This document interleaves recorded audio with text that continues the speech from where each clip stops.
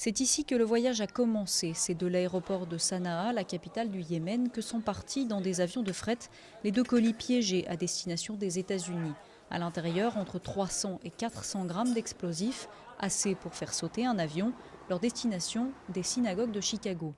Sur des indications de l'Arabie Saoudite, les avions cargo sont interceptés à Dubaï et en Grande-Bretagne. Les autorités yéménites sont alors critiquées pour ne pas suffisamment combattre les groupes armés sur leur territoire, une accusation que le gouvernement dément.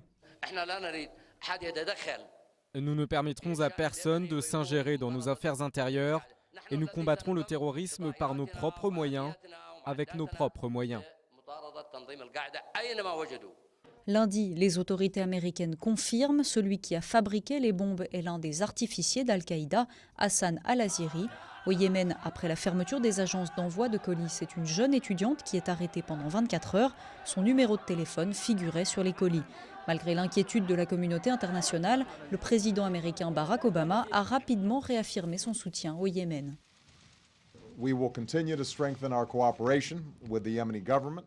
Nous continuerons à renforcer notre coopération avec le gouvernement yéménite pour empêcher les complots d'Al-Qaïda dans la péninsule arabique.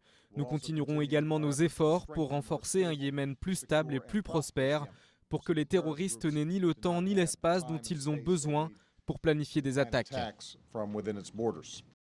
Les aéroports du monde entier sont désormais en alerte. La France et la Grande-Bretagne ont cessé tout transport aérien de marchandises en provenance du Yémen. L'Allemagne a, elle, interrompu également les transports de passagers. Tous les regards occidentaux sont désormais tournés vers le Yémen et les autorités du pays doivent agir vite pour garder leur crédibilité.